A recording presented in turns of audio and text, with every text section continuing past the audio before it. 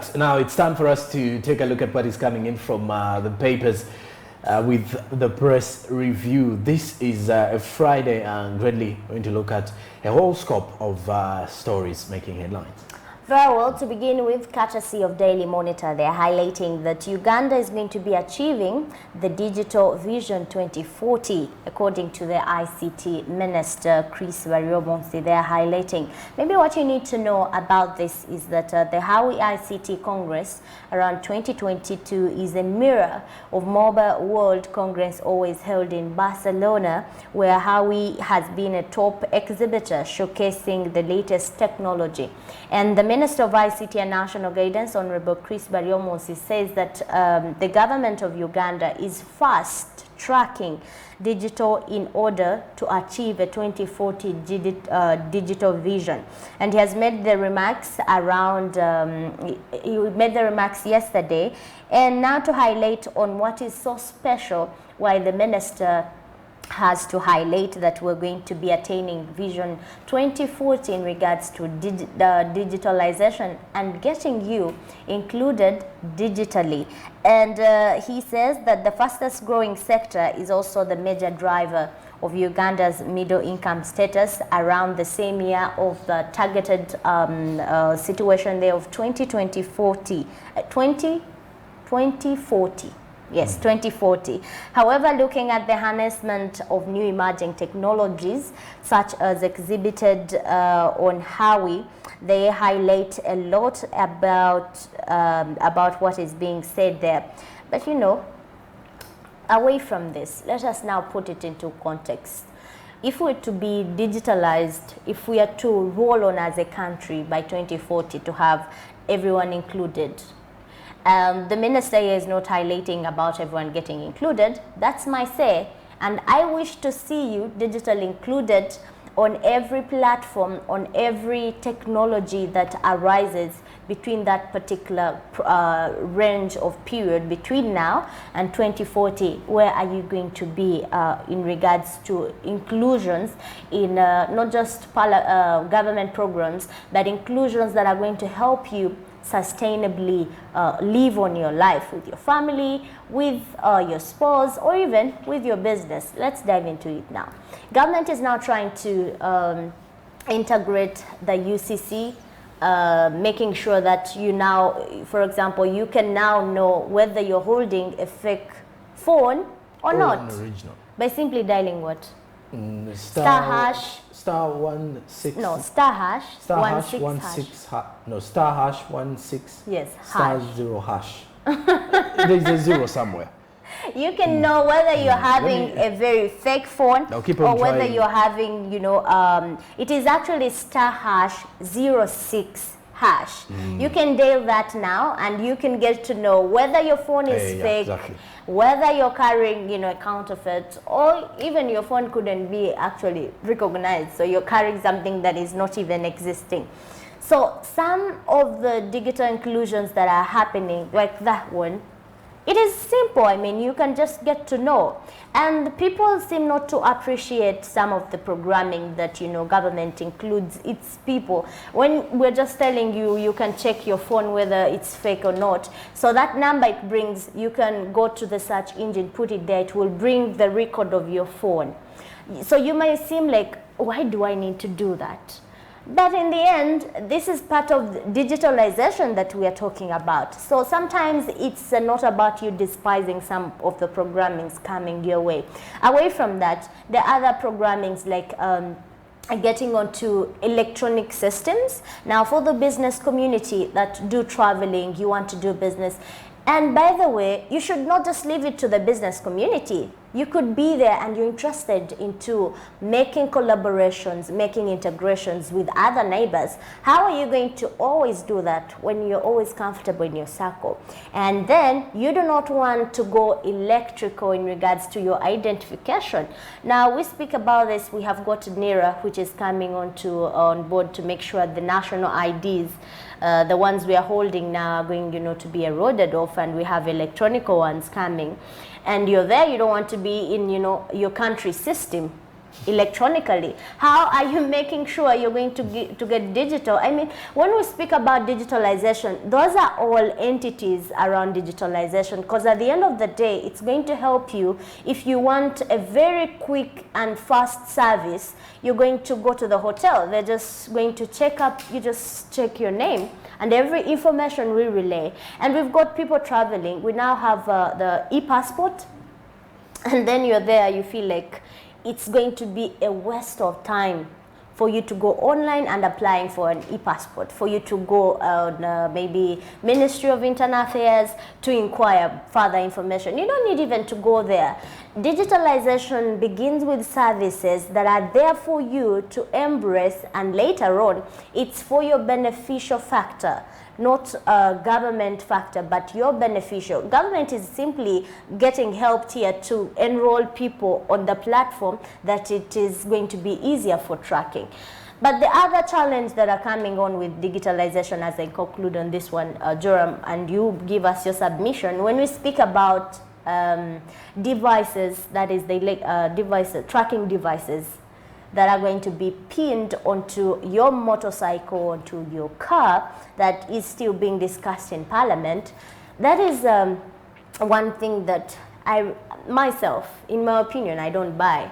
Because if we've got systems that are in place that have people registered on, if we can take use of the phone, just a phone, to make sure all information, now there is UCC coming up with all those enrollments. If government sectors can be always on one point, integrating ideas, I tend to believe that there's not going to be another need for Sonko's car to be chipped on a tracking device or chip for you to be tracked anywhere you go. I don't think there is, that need. The tracking device is security related.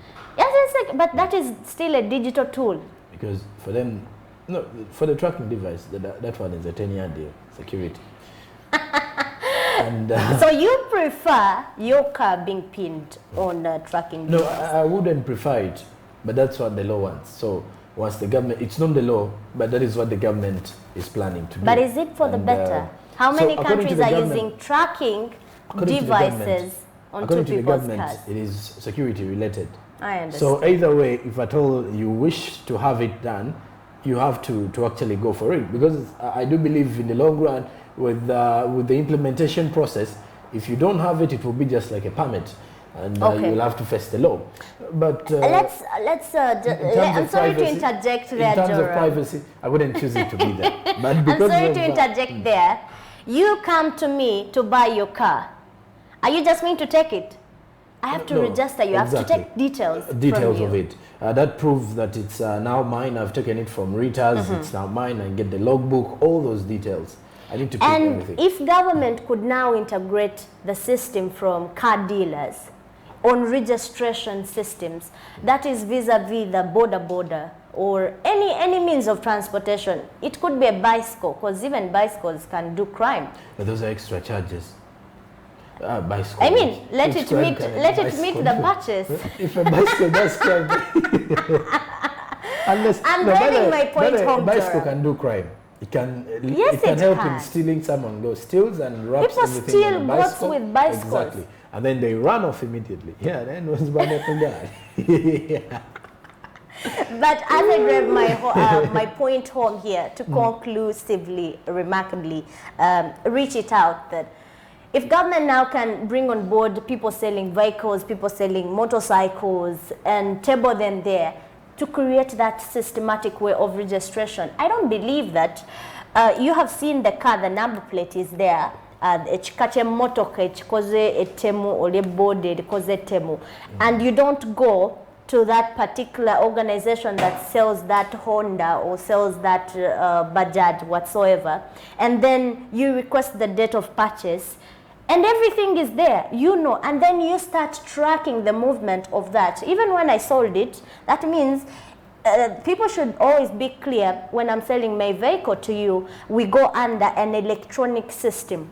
if government can just put an electronic way of, you know, if you're selling your car, go to an authority or district or whichever office to be created that is specific. And then you register with that person so that there is an official change and transfer of, like, transferring of office. So in this case, transferring of, you know, equipment and a motor car to Joram. Tell me, will there again be need for that tracking device? Whatsoever, even when the tracking device is there, government is not going to be on point at that particular moment to halt the person committing a crime on that very moment it's being committed. It's later on that it's going to be following up. So I still see that there is need of, you know, revision of how digital tools are being used around the country. And definitely with that, now let's also have a look at some of the other headlines from the papers. This time around, we look at the Explore Uganda that was launched at the beginning of this particular year. Now we're looking at a situation that how Uganda's travel industry is successfully adapting to the pandemic. So after the full reopening of the economy in January 2022 by the president, many rejoiced as the uncertainty had been brought up by the COVID-19. So when you look at this, while few industries were actually spared by the impact of COVID, the travel industry was one of those that were actually had travel tourism and in general was actually fragile and was ripped up in shreds. But though in the long run, it led to the development and the rise of the domestic tourism companies, tour companies, and domestic tourism at large, as Ugandans now enjoy traveling and touring their motherland. However, there are a lot of questions to ask about the new Explore Uganda, which is a new brand pushing for tourism. We previously had the Visit Uganda, and they are not yet giving us the reason as to why they changed it to Explore Uganda. We don't know yet whether Visit Uganda, the Pearl of Africa. The Pearl of Africa, or whether the Visit Uganda really brought out its visions, or did they actually hit their targets? I feel like it's like a statemental change. Visit, simply when you visit me, Joram, visiting is just checking on me. Rwanda has Visit Rwanda, making a lot of money, and that is where most of the Ugandans actually ask themselves questions. Should we say we change the Visit Uganda to Explore because we wanted to change identity? I feel like it's a statement, a rebranding statement. But just still, like very many questions there. My submission is like, when I say visit, simply I'm going to check on you. But the word explore feels like it's heavily meaningful, that when I say explore, that means you've got a lot to showcase to me, and I'm going to explore a numerous of them than just telling me visit. Visiting, I'm just going to peep at you and visit. But explore, I don't know, but take us through. That's my submission and thinking. So, and also when you also look at photographers from the tourism sector, many photographers have been making it big from tourism mainly. So one of those key things that you can also look at and say, well, it is quite important for people to understand how domestic tourism has been evolving and growing steadily. But the other claim also could actually take us to situations like the Explore Uganda. There are very many questions out there because we now have a number of initiatives. The Explore Uganda, there is Uganda Waka. So all these initiatives are pushing for one goal. Vumbula. But for the Vumbula, is more of a tour company. But bringing into that Vumbula experience. Yeah, Vumbula is the word, is the explorer. It's explorer in a Luganda dialect. But it was started as an experience of someone who felt like domestic tourism should grow. Na Vumbula. Then Vumbula, then he brought it into now it's actually now a festival in the long run, promoting tourism still. So I think that one is also going to work. But you can clearly see that people who are actually running domestic tourism initiatives are actually more active than those who are actually pushing for government things. Because with Explore Uganda, you will sit down and try to evaluate how far they've gone to pushing Uganda. Now, the good thing that I've actually noticed is that with the Dubai Expo concluding by the end of this month, Uganda has an exhibition this weekend. And one of the key exhibitions also saw the CEO Uganda Tourism Board head to Dubai to see that they actually showcase the beauty of Uganda to push this Explorer brand. So this time around, it's going to be a virtual experience so that the tourists or the people in Dubai or everyone in the United Arab Emirates at the Dubai Expo can clearly see the beauty in, let's say, Rita's homeland, in anywhere across it the is world. my homeland. No, rather, Rita's hometown. So, but what I am saying is, you know, all these initiatives come as a target to make sure how do we grow the sector of tourism, because it was the worst hit at 0%. It dropped to 0. If you realize nobody was allowed to come into the country, flights were locked down, and even at some point when President allowed, you know, some foreigners to come, but put a limitation on the domestic tourists. So it is trying, and after that, after we got back living with COVID, post the pandemic now, people are seeing tourism sector as one of the sectors that is having some money. Because you can just put up that private vehicle you own right now. It's just a matter of going to some place and naming it a certain name that will attract, you know, people to get on board, and you riding them across the Elizabeth National Park, going to Windy, going to Machon. So people are seeing that there is a great opportunity around tourism sector that they do not want to miss. That is why Joram is highlighting for us a lot of names that are coming up. But also I am seeing a lot of people now embracing weekends for trips, road trip, and it's paying off. But it's some amount of money, so you need to budget it. You don't have to put all your salary there, because someone said at some point a trip is taking all of the salary. Why do you need to go for a trip that takes all your salary? I mean, these resources are not there to die. You need to understand that a game park, a national park, a forest reserve, picnics are always going to be there. But what you need to do is to plan in your 4 months, plan that in the 5th month, you want to go to Queen Elizabeth National Park. You don't have to be on pressure of friends because Joram has gone there this weekend. You feel a heart attack that you need to go on that trip. No, you can plan and then you can get there. But to conclude on this one, Joram, highlighting on tourism sector in the country, I still believe there is, now that we've got an expo coming up to have people experience what we have, we have opportunities to at least showcase that particular entities that is going to be a point of sale in this country. What is that special moment that someone from the United States, someone from UK would want to embrace around here? I still believe the tourism sector and UTB are having that on point. And truly. The other day we were having milk, we were having some samples of coffee, some samples of chitenji. So the virtual experience, the virtual one, I think the virtual will make us experience a lot.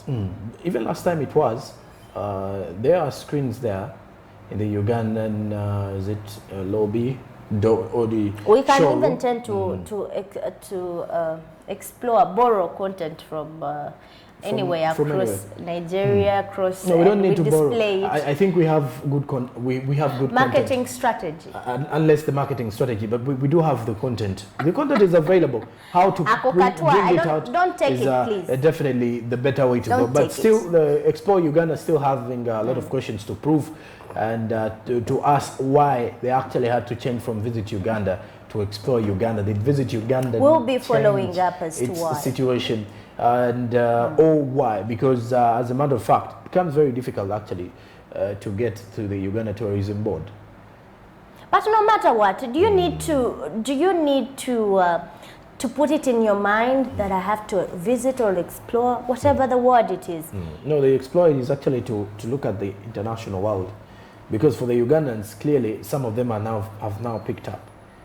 Back then, Ugandans thought visiting some of these game parks is for Bazungu, and it actually, I think the biggest challenge we had back then was the dollar part, whereby all the charges were in dollars. Regardless of whether it is not even exceeding 100,000 to enter a park, someone would think, the mere fact that you're saying the dollar. $0.1. Yes, someone would say, but now I've seen game packs range from 20 to 50,000 just entry. So for those who want to kusimbula, they can still kusimbula from those areas as well. A lot of animals from Uganda's game parks. And it's not always about just looking at animals. There is a lot that comes with visiting and exploring beautiful sceneries, one of which is relaxation of your mind. Have you ever been to a place and you're just wanting to sit down and meditate, and you feel the beauty of that forest around you? It is just taking you to some place, and you never know what is going to come or what you're going to come back with. Some places have got medicinal entities, and you never know where your disease will heal from. For the business community, it's a Friday. And definitely sure. We are on moving with situations to do with the Friday. So for all of you, you need to also pick up from there, try to see how we can build on the matter or in that same aspect with tourism. But it is also supposed to be an inclusive thing for all of us to take part in the exercise of making sure that we continue supporting Uganda in large. We need to make sure that we support our Ugandan people and also supporting the tourism sector in general. People who are actually offering services at lodges, different suites in the tourism area, up country, the number of businesses. It may not necessarily mean the game parks or other natural places there. Maybe you can visit waterfalls, you can visit a lot of scenery to be visited here in Uganda, and should start with you as a Ugandan to visit your own country and explore it. I've actually seen a meme somewhere that someone was actually making a joke saying that it is very surprising that there are people who have actually had their last trip or their last road trip in Senior 4 as they were heading to the Kasenyi landing site for geography. What was that?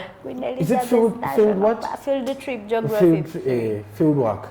Whereby you have to actually have field work. Field work in geography. I think most of the schools in the central region have gone to Kasenyi.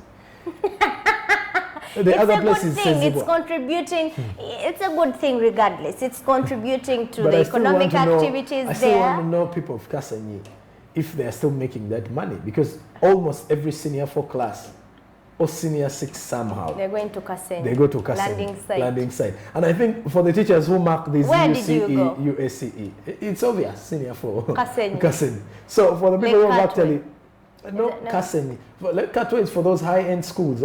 Who can manage those who are actually? No, it depends. That is what you think. If I told you in most cases here in Central, for people who actually head to Lake Katwe, where is Kasenyi? Are those that belong to Kasenyi? For Kasenyi is in Entebbe. Very simple. For if someone so I think for the central schools are heading to Kasenyi, but every region has got other places. For the people in the west, they will actually look at Lake Katwe. So people who are marking actually exams of people who have studied. And you said it already, high end. High end. But speaking about the high end schools here in Central, if you see that people have actually gone to the west, those are high end schools because they will ask for like 250 to go for that trip. It's normally a week. And not all parents can actually afford that for their for their students. But it all comes with planning.